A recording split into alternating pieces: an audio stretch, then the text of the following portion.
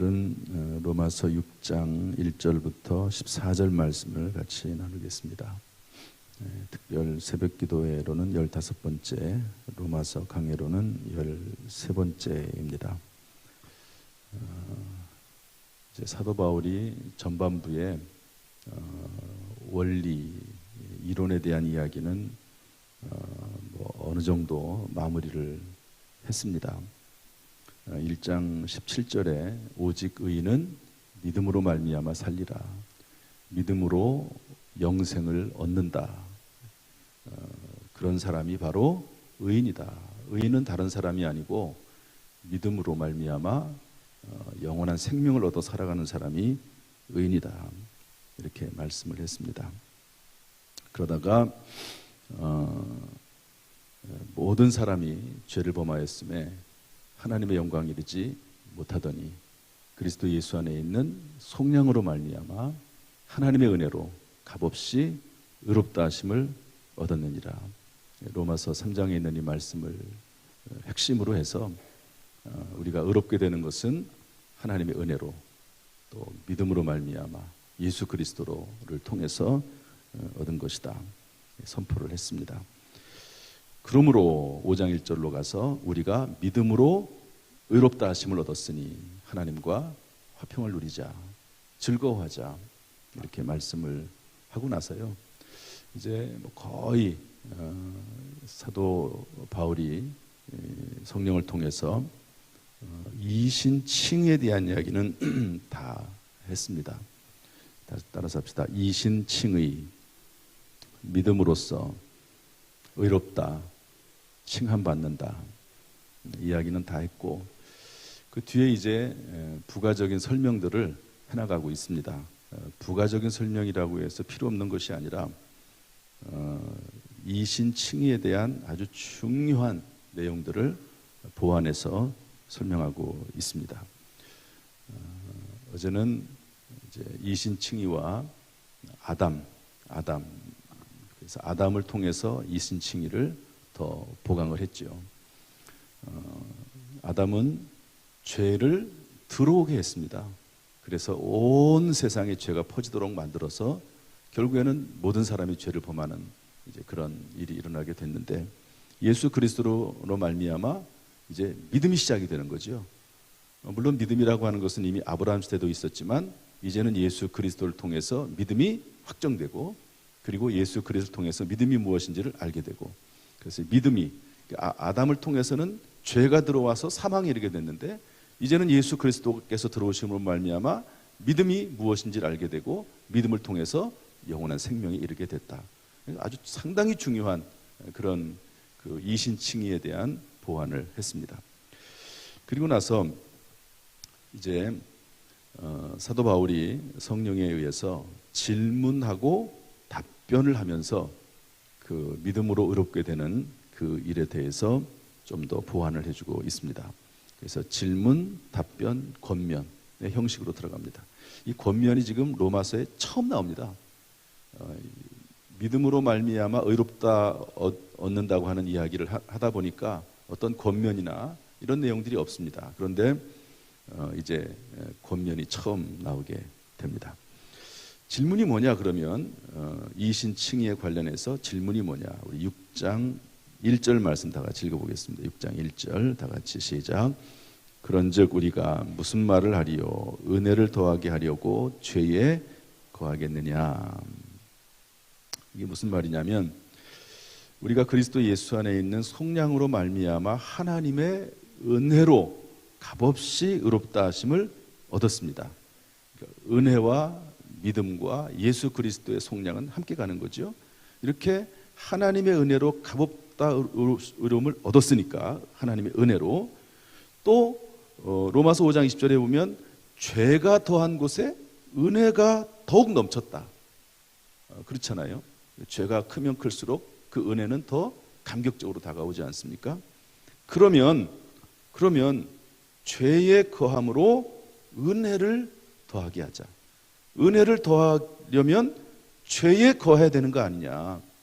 이것은 이제 사도 바울이 이렇게 이신칭의를 증거하고 다닐 때 실제적으로 주변에 이제 사도 바울을 반대하고 사도 바울을 괴롭혔던 사람들이 했던 말입니다. 그러면 은혜를 더하기 위해서 죄를 더 짓자. 죄가 많으면 많을수록 하나님의 은혜도 넘치니까 우리 마음껏 한번 죄를 져보자. 이런 이야기를 했다는 거죠. 이것은 사도 바울을 비웃고 조롱하는 겁니다. 이 복음의 은혜를 깨닫지 못하는 자들이 이제 사도 바울에 대해서 반대하고 그리고 지적하는 그런 황당한 주장이고 생각이죠. 여기에 대해서 사도 바울이 답변하는 겁니다. 다시 말해서 은혜로 말미암아 믿음을 통해서 구원받는 이것을 조롱하는 사람들에 대해서 사도 바울이 이 말을 꼭 안 할 수가 없는 것이죠. 그래서 여기에 대한 답변을 하는데 우리 2절 말씀 읽어보겠습니다. 2절 시작. 그럴 수 없느니라. 죄에 대하여 죽은 우리가 어찌 그 가운데 더 살리요. 그러면서 2절부터 10절에 그 답변이 나옵니다. 큰 줄기는 두 가지입니다.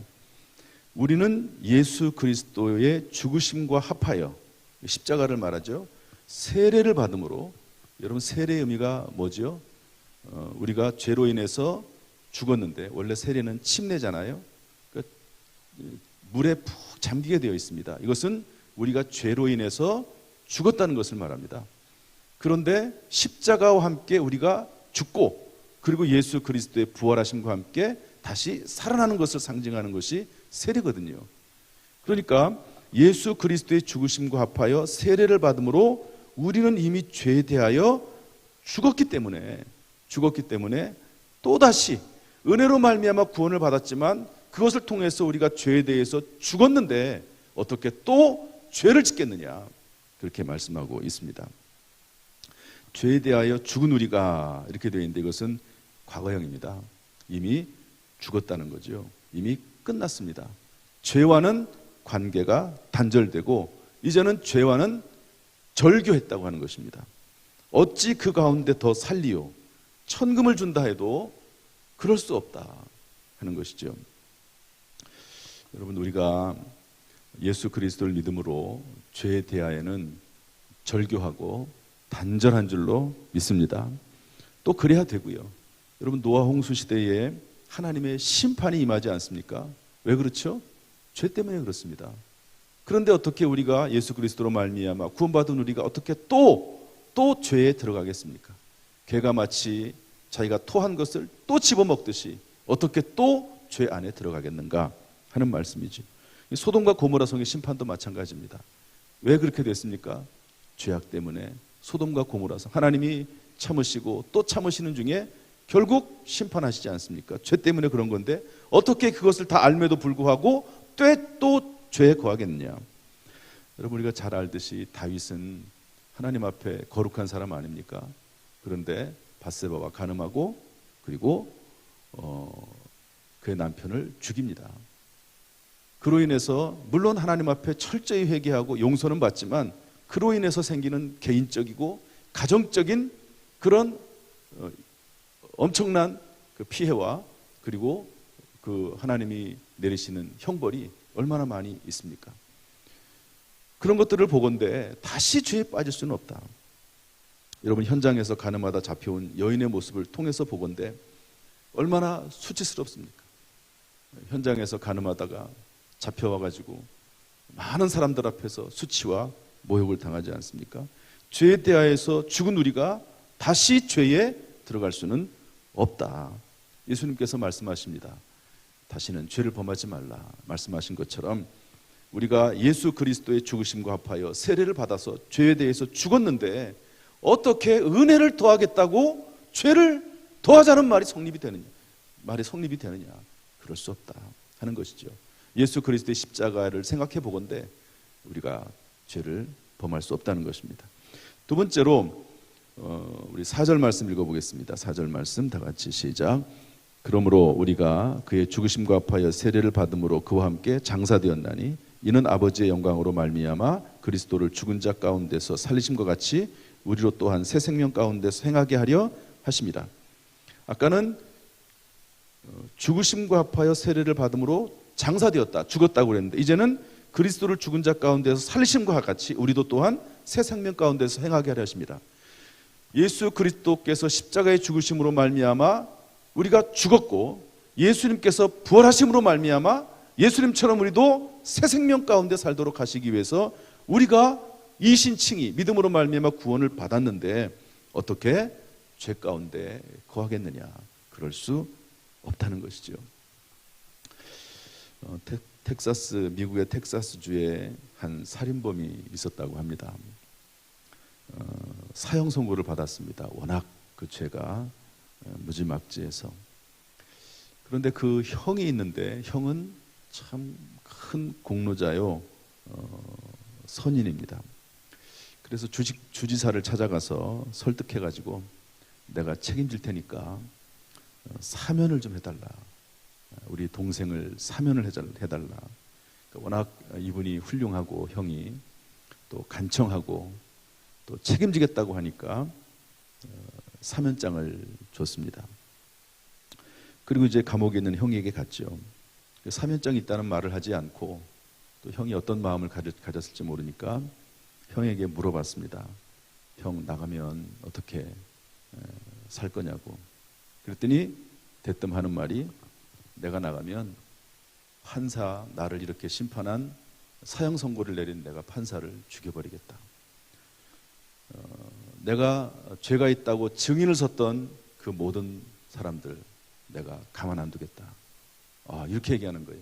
사면장이 있는 걸 모르고 그렇게 얘기를 하니까 여러분 그런 마음을 가지고 있는 사람에게 사면장을 전달할 수 있겠습니까? 그럴 수 없는 거죠. 여러분 우리가 죄에 거하려고 하나님의 은혜를 받은 게 아닙니다. 예수 그리스도께서 부활하심으로 새 생명을 얻었듯이 우리가 예수 그리스도와 함께 십자가에서 죽고 부활했는데 어떻게 죄 가운데 거하겠느냐? 그럴 수 없다. 새 생명 가운데 살도록 우리가 의롭다 하심을 얻은 것이지, 비록 의롭다고 칭함받은 것이고 의롭다고 하나님께서 여겨주시는 거지만 연약성 때문에 가끔 죄를 지을 수는 있을지 모르지만 그러나 은혜를 더하겠다고 의도적으로 죄를 짓고 죄 가운데 나아가는 일, 이런 일은 있을 수가 없다. 그럴 수가 없다. 사도 바울은 성령으로 우리에게 이렇게 말씀해주고 있습니다. 그러면서 이런 내용들을 5절부터 10절 가운데 조금 정리를 해주고 있는데요. 우리 5절만 한번 읽어보겠습니다. 5절 다 같이 시작. 만일 우리가 그의 죽으심과 같은 모양으로 연합한 자가 되었으면 또한 그의 부활과 같은 모양으로 연합한 자도 되리라. 여기 이제 이 사도 바울의 글의 특징인데요. 사도 바울은 참 상당히 구조적으로 글을 씁니다. 만일 우리가, 그리고 나서 이는 이렇게 돼 있죠. 8절에 만일 우리가, 이러고 나서 9절에 이는. 그래서 사도 바울이 먼저 설명을 해주고 또 거기에 대해서 이유를 설명하고 있습니다. 만일 우리가 또한 그리스도와 함께 죽었으면 또한 그리스도와 함께 살 줄을 믿노니. 우리 10절 말씀, 그런즉 10절 그런즉 읽어보겠습니다. 시작. 그가 죽으심은 죄에 대하여 단번에 죽으심이요 그가 살아계심은 하나님께 대하여 살아계심이라. 여러분 예수 그리스도와 함께 우리가 죄에 대해서 죽고 예수 그리스도와께서 살아계심으로 말미암아 부활하심으로 말미암아 거룩한 삶에 대해서 저와 여러분이 살아나게 된 줄로 믿습니다. 그러므로 권면을 합니다. 권면을 하기를 우리 11절 말씀 읽어보죠. 11절 시작. 이와 같이 너희도 너희 자신을 죄에 대하여는 죽은 자요 그리스도 예수 안에서 하나님께 대하여는 살아있는 자로 여길지어다. 이제 여기 권면이 나타나긴 하지만 이것은 이제 큰 그림으로 약간 추상적인 권면입니다. 이제 로마서 12장으로 들어가면 구체적인 권면이 나오게 되는데 먼저 큰 그림으로 권면하기를 이제는 죄에 대해서는 너희가 죽은 자요 그리스도 예수 안에서 하나님께 대해서는 산 자로 여겨라. 하나님이 우리를 의롭다고 여겨주셨죠. 마찬가지로 너희 자신을 죄에 대해서 죽은 자로 여겨라. 이렇게 권면하고 있습니다. 그리고 우리 12절 13절 말씀 권면하는데 다 같이 읽어보겠습니다. 시작. 그러므로 너희는 죄가 너희 몸을 죽을 몸을 지배하지 못하게 하여 몸의 사욕에 순종하지 말고 또한 너희 지체를 불의의 무기로 죄에게 내주지 말고 오직 너희 자신을 죽은 자 가운데서 다시 살아난 자같이 하나님께 드리며 너희 지체를 의의 무기로 하나님께 드리라. 그러니까 너희 죄가 너희 죽을 몸을 지배하지 못하도록 하라는 건데요. 그렇게 하기 위해서는 몸의 사욕에 순종하지 말아라. 따라합시다. 몸의 사욕에 순종하지 말아라. 그러니까 육체로부터 내 속에서 성령이 하시는 내 영에게 하는 말씀에 순종해야지 겉으로 눈에 보이는 몸이 원하는 그런 사욕의 욕심에 순종하지 말아라. 그리고 너희 지체, 너희 몸, 손, 발, 이런 모든 것들을 의의 무기로 드릴 것을 말씀하고 있습니다. 그래서 거룩한 일, 선한 일에 힘쓰면 그러면 오히려 몸의 사욕에 순종하지 않게 된다는 것이죠. 이 예가 창세기 4장 7절에 동생 아벨을 죽인 가인에게 하나님이 하신 말씀 속에 있습니다. 한번 읽어보겠습니다. 창세기 4장 7절 시작.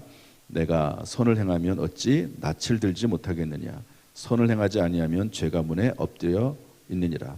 죄가 너를 원하나 너는 죄를 다스릴지니라. 끊임없이 죄가 원한다는 거죠.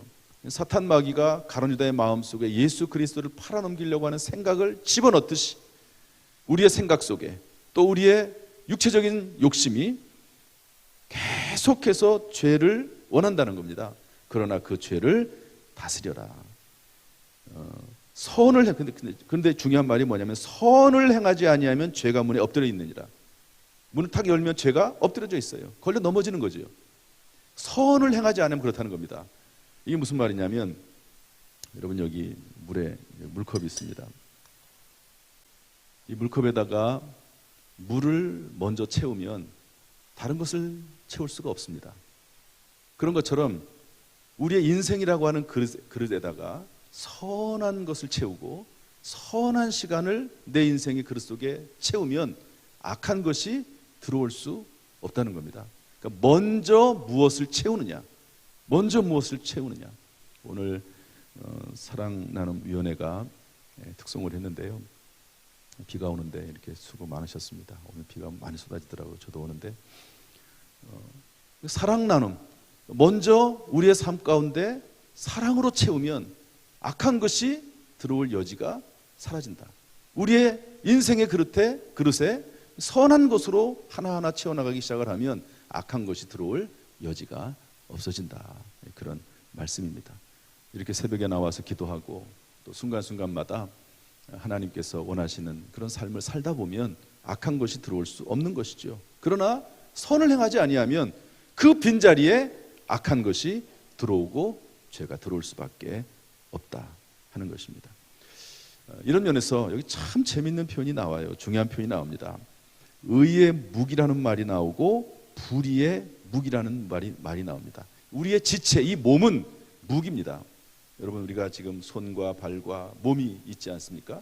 그런데 이것이 무기라는 거예요. 의에게 드리면 의의 무기가 되는 것이고 악에게 드리면 악의 무기가 되는 것이다 하는 것이죠. 그러므로 여러분 우리의 몸을 참 내 속에 있는 영의 음성에 따라서 내 몸을 어디에 두느냐가 중요하다 하는 것인데요. 14절 말씀이 그러나 전체적으로는 아주 중요한 말씀입니다. 우리 14절 말씀 다 같이 읽어보겠습니다. 14절 시작. 죄가 너희를 주장하지 못하리니 이는 너희가 법 아래에 있지 아니하고 은혜 아래에 있음이라. 아멘. 죄는 세력이고 힘입니다. 은혜도 세력이고 힘입니다. 그런데 죄가 너희를 주장하지 못한다는 겁니다. 우리가 죄를 짓지 않으려고 노력하는 것도 있지만 죄가 우리를 주장하지 못하는데 그 이유가 뭐냐면 우리는 법 아래 있지 아니하고 하나님의 은혜 아래 있기 때문에, 은혜라고 하는 세력 안에, 은혜라고 했던 힘 안에 있기 때문에 그렇다 하는 것입니다. 따라서 이 말은 뭐냐면 새로운 삶의 힘이 우리 그리스도인들에게 작용하고 있다. 은혜라고 하는 새로운 삶의 힘이 그리스도인에게 작용하고 있기 때문에 우리는 내 의지를 드리고 믿음을 드리면 우리의 몸을 의의 무기로 충분히 드릴 수 있다 하는 그런 말씀입니다. 여기에 관련해서 존 웨슬레라고 하는 분은 18세기 영국의 종교개혁자 존 웨슬레는 이렇게 말했습니다. 하나님께서는 우리가 할 수 없는 것을 요구하지 않으셨다. 그냥 우리가 할 수 없는 것을 하나님께서 막 요구하면서 너는 너희의 몸을 하나님께 드려라. 불의의 도구로 쓰지 말고 거룩한 의의 도구로 드려라. 그렇게 어떤 도덕적이고 윤리적인 명령을 행하시지만, 그러나 그 명령 뒤에는 새 삶의 힘이 우리 그리스도인들에게 작용하고 있다. 은혜의 힘이 우리 그리스도 예수 안에서 우리 안에 작용하고 있다는 것이죠. 하나님께서는 우리가 전혀 할 수 없는 것을 요구하는 것이 아니라 그것을 행할 수 있는 힘과 지혜와 능력을 주신다 하는 것입니다. 왜 그러느냐? 고린도후서 5장 17절 말씀 다 같이 읽어보겠습니다. 다 같이 고린도후서 5장 17절 시작. 그런즉 누구든지 그리스도 안에 있으면 새로운 피조물이라. 이전 것은 지나갔으니 보라 새 것이 되었도다. 예수 그리스도를 믿음으로 말미암아 의로운 사람으로 하나님이 인정해 주시면 그때는 새로운 피조물, 새로운 창조물이 됐다는 것이죠. 어떤 데서는 이것을 새로운 종족이라고 표현하기도 있습니다. 현대인의 성경에서는 새로운 존재라고 표현하고 있습니다. 뭔가 바뀐 겁니다. 존재 자체가 바뀌었다. 겉으로 보기에는 똑같지만 그러나 존재 자체가 바뀌었다.